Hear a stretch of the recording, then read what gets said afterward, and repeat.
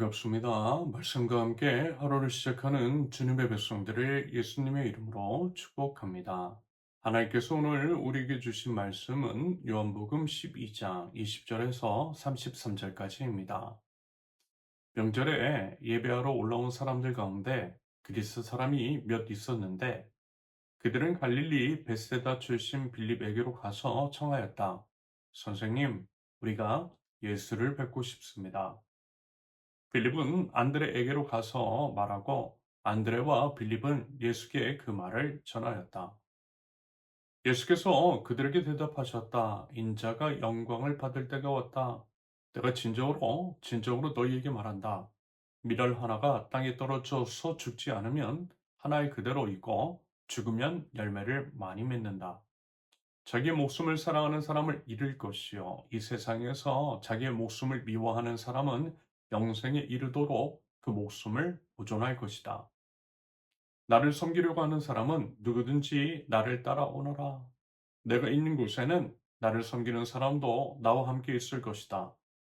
누구든지 나를 섬기면 내 아버지께서 그를 높여주실 것이다. 지금 내 마음이 괴로우니 무슨 말을 하여야 할까? 아버지, 이 시간을 벗어나게 하여 주십시오 하고 말할까? 아니다. 나는 바로 이 일 때문에 이때에 왔다.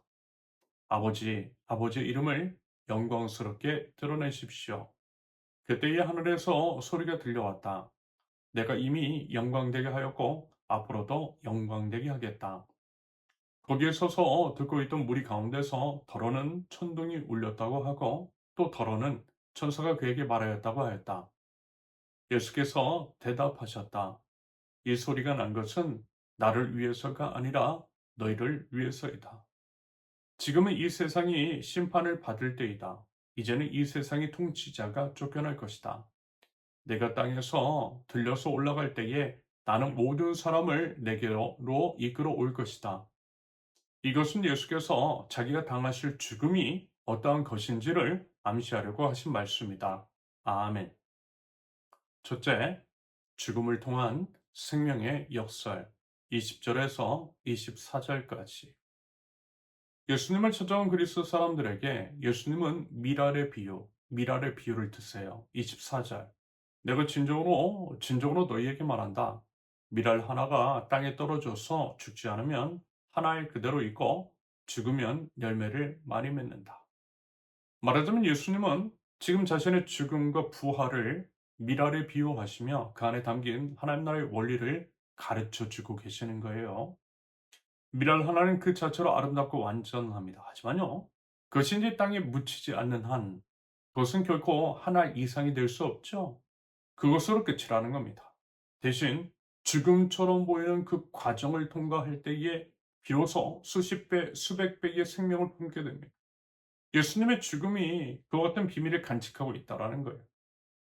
그러면서 예수님께서 이와 같은 비유를 드신 것은 예수님께서 영광의 시간이 왔음을 아셨다라고 하는 것들을 의미합니다.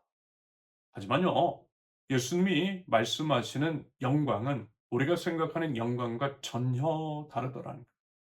세상의 영광은요, 올라감이고 인정받음이고 높아짐이죠. 하지만요, 예수님의 영광은요, 낮아짐이고 죽음이고 십자가예요. 그렇다면 여러분, 우리는 과연 어떠한 미랄입니까? 그저 이제 혼자서 안전하게 보존되고 싶은 미랄입니까? 아니면 땅에 떨어져 깨어져서 많은 열매를 맺고 싶은 미랄입니까? 가정에서, 직장에서, 학교에서, 교회에서 우리는 과연 우리 자신의 편안함과 우리 유익을 먼저 구하고 있습니까? 아니면 주님을 본받아 우리 자신을 내려놓고 섬기는 삶을 살고 있습니까?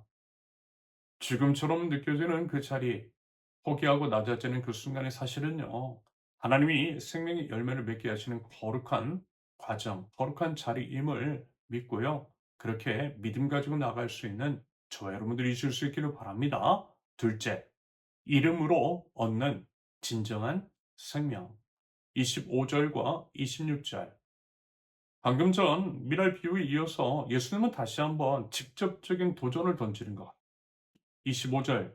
자기의 목숨을 사랑하는 사람은 잃을 것이요. 이 세상에서 자기의 목숨을 미워하는 사람은 영생에 이르도록 그 목숨을 보존할 것이다. 여기서 이 목숨을 사랑한다라고 하는 것의 의미는 자기 중심적인 집착을 의미합니다. 이 세상에서의 안락함, 성공, 안전만을 최우선적으로 추구하는 삶인 거죠. 반면에 이제 목숨을 미워한다라고 하는 것은요, 자기 자신을 부정하고 하나님과 이웃을 위한 삶을 선택하는 의미인 거죠. 자, 여러분, 붙잡으면 잃어요. 놓아주면 얻습니다. 아끼면 썩어요. 내어주면 영원합니다.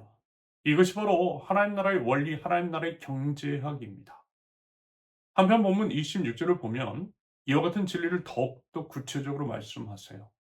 나를 섬기려고 하는 사람은 누구든지 나를 따라오너라. 내가 있는 곳에는 나를 섬기는 사람도 나와 함께 있을 것이다. 누구든지 나를 섬기면 내 아버지께서 그를 높여주실 것이다. 예수님을 따른다는 것은 바로 미랄의 길을 걷는다라고 하는 것이고요. 그것은 예수님께서 가신 낮아짐의 길, 섬김의 길, 십자가의 길을 함께 걷는 것을 의미합니다. 그래서 당연히 어려워요. 당연히 힘들어요. 당연히 피하고 싶습니다. 하지만요, 그 길의 끝에서 아버지 하나님께서 우리를 귀히, 그리고 이제 높여 주실 것이라고 약속해 주심을 믿으실 수 있기를 바랍니다. 세상은요, 강한 자, 가진 자, 높은 자를 귀히 여겨요. 하지만 하나님 아버지는요, 낮아진 자, 숨기는 자, 자기를 드린 자를 귀히 여기신다라고 하는 것들을 믿으실 수 있기를 바랍니다. 그 믿음으로 세상의 가치관이 아니라 하나님의 가치관으로 우리 삶을 새롭게 정립해자라는 거죠.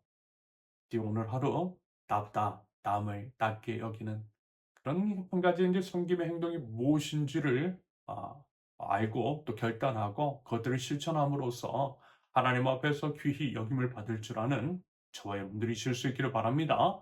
셋째, 십자가를 통한 세상의 구원 27절에서 33절까지 이와 같은 내용 십자가에 대한 암시 이어서 예수님께서는 자신의 내면의 고뇌를요 솔직하게 이제 드러냈어요.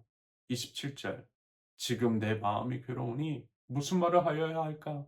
아버지 이 시간을 벗어나게 하여 주십시오 하고 말할까? 아니다. 나는 바로 이 일 때문에 이때에 왔다. 말하자면 예수님도요 십자가의 죽음이 들어오셨던 거예요. 예수님도요, 그 고통의 잔 피하고 싶으셨던 겁니다. 전혀 그 두려움을 억누르거나 부정한 것이 아니라 그 두려움을 솔직하게 고백하시면서도 아버지 하나님의 뜻에 순종하기로 결단하셨다라는 겁니다. 나는 바로 이 일 때문에 이때에 왔다.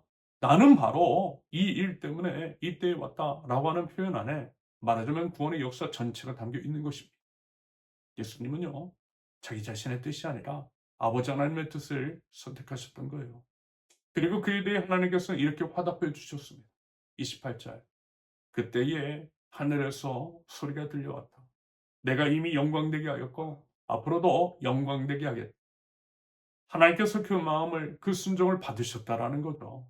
하나님은요. 하나님의 뜻에 순종하는 자를 통해 영광을 받으시는 줄로 믿습니다. 그러면서 31절과 32절을 보시면요. 예수님은 십자가의 이중적인 의미를 선포하십니다. 지금은 이 세상이 심판을 받을 때이다. 이제는 이 세상의 통치자가 쫓겨날 것이다.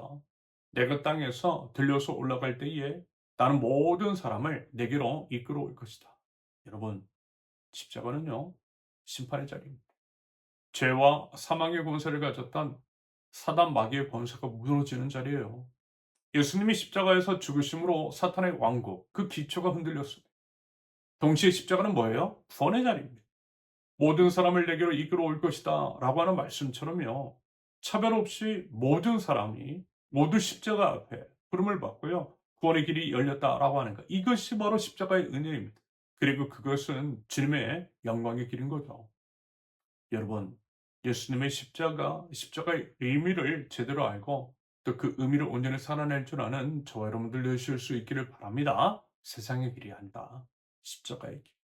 높아짐이 아니라 낮아짐, 섬김의 길을 선택함으로써 하나님께 모든 영광을 돌려드릴 줄 아는 하나님 나라 백성들 모두 되실 수 있기를 예수님의 이름으로 축원합니다. 함께 기도합니다.